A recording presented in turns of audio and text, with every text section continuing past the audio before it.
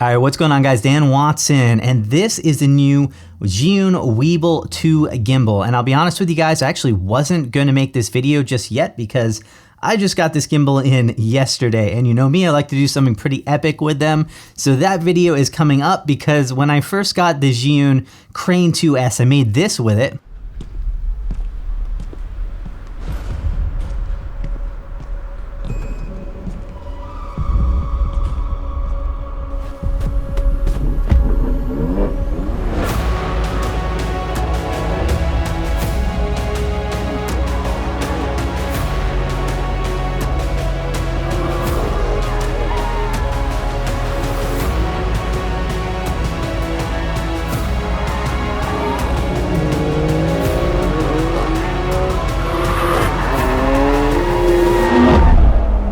So I absolutely want to do this justice and make something epic with it right there. So if you're a subscriber, stay tuned. Something awesome is absolutely on the way with this gimbal right here. But in the meantime, definitely hit me up if you have any particular questions you need answered for it, if there's anything you want me to test, or if you want me to throw it against another gimbal like the DJI RSC2. But right now, I just want to get into this gimbal because it's just too good to pass up. It's available for sale. You might be looking to pick one up. So I'm going to walk you through some really cool features with this and my thoughts. So this gimbal is available in 4 different kits. You can get it decked out as much as you want. I have the Pro kit here, which is the top end $900 kit right here. Now there's 2 big features for this. One is the follow focus system, which I'll be honest, I don't really use that much because most of the lenses I use are going to be autofocus on cameras like the Canon R5 and the Sony a7S III that have amazing autofocus built into it.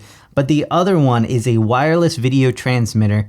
And that I actually use quite a bit because it has a lot of hidden features on that. However, if you don't need all of that tech, you can actually get a base version of this without all of that on it and even without the back handle and the case. And you can get all that down to about $550, which makes this a lot more cost efficient. But guys, the hardware on this is just next level. It's one of the most comfortable grips I've ever used. Even the locks feel absolutely amazing. But obviously, what everyone is going to be talking about is this 2.9-inch screen on it, which doesn't flip all the way forward. So you can't use it for like front facing, but it gives you quite a bit of articulation on this and being able to control all of your parameters on this big screen, change your motor settings, smoothness, everything like that from this, make it absolutely amazing. I mean, I hate using my phone for anything because I'm shooting a lot of weddings and projects where I just can't pull out my phone when I need to make a parameter change. So having all of this at your fingertips is absolutely awesome.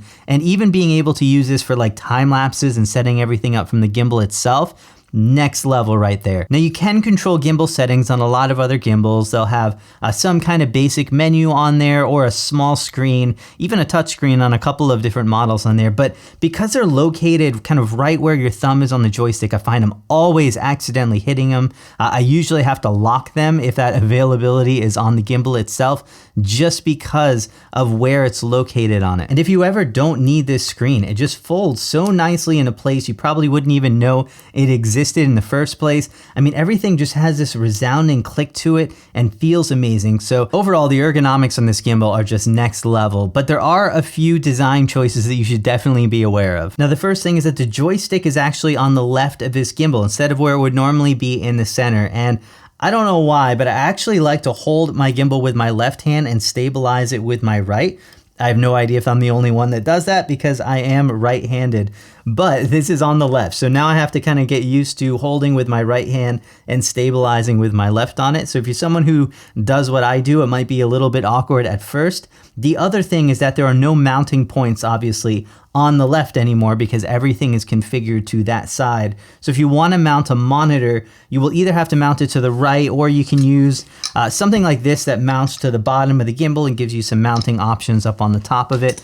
Also, even the mount on that right side is kind of situated at an angle downward facing. So just being able to mount things to it are going to be a little bit different than they are on other gimbals. Zhiyun is also still using this plate design right here that basically requires an Allen wrench in order to take it off the camera, which is not my favorite. The best news here is that all of these have some pretty easy solutions right here. I was able to mount a variety of different plates on this, including DJI system that that has both Arca Swiss and Manfrotto in it, which is toolless.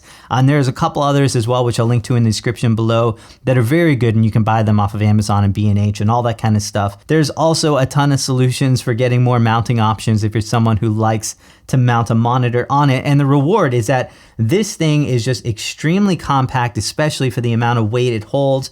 Has that flip screen on it. This back mounting option is great to have both for stabilizing the gimbal, or I find that even when I'm walking, just having this on my chest right here keeps me from having that typical up and down motion from a single handheld gimbal. Having these 2 points of contact, even if I'm holding it like this, just make that entire situation so much better. Now it is a little bit heavier than before. So I was measuring about 3 pounds, 7 ounces on my scale, and that was without this back grip and without the wireless transmitter on it. It kind of helps justify things a little bit knowing that you have a screen and also a little bit more load capacity at just over 7 pounds. However, the battery life is also rated a little bit lower at about 9 hours. Most likely, that's because of this screen right here. However, the benefit is you can actually power and charge this even while shooting with it. It also has fast charging in it. So basically you could hook up a battery power bank to this and go all day long, no problem. But let's get back to this screen, because obviously you can control your parameters on it, but you can also use this as a monitor for your camera right here. So if you're someone who doesn't have a flip screen on your camera, you do need this wireless transmitter, so this Pro Kit, in order to do that. But the other benefit is that you can actually monitor this remotely using your phone or using this wireless monitor transmitter system that Zhiyun sells separately on it with this high-end monitor. So if you're someone who wants to be able to take this directly from this and use it for a director's monitor, you can absolutely do all of that right from the gimbal itself. Now the gimbal also has the ability to track your subjects on it, which is not the first time we've seen this, but being able to use this nice 2.9-inch monitor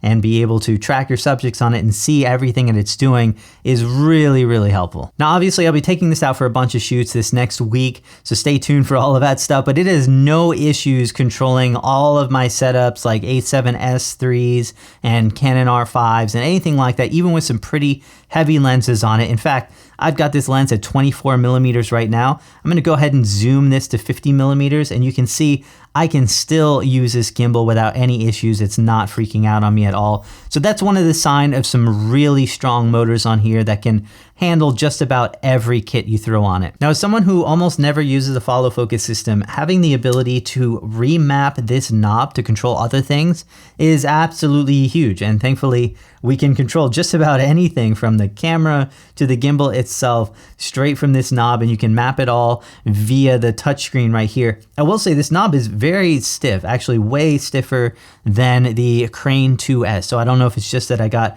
an early release model or if this is pretty typical. It is actually better suited for changing settings at this kind of stiffness than it would be for using as a follow focus. I mean, I don't think there's any way to deny that this gimbal is just pushing some next level technology, and Zhiyun did an amazing job of just finding pain points and way of solving them, from having the joystick mounted on different sides, these screens right here, even labels on the actual motors themselves letting you know what they are. And this case right here, it's just one of the best cases I've seen from a gimbal itself. And you can actually fold this right into the case without having to remap or configure the gimbal at all on it. So it's one of the better cases on the market here. Obviously, there's gonna be some awesome shoots with this coming up, so stay tuned for that. And if there's anything specific you wanna know about it that I didn't cover in here, or maybe comparing it to another gimbal on the market, definitely hit me up with that in the comments below. And I'll also throw some different configurations with cameras out on my IG stories in the upcoming week as I test this out. So definitely stay tuned for that. Follow me there if you're not already.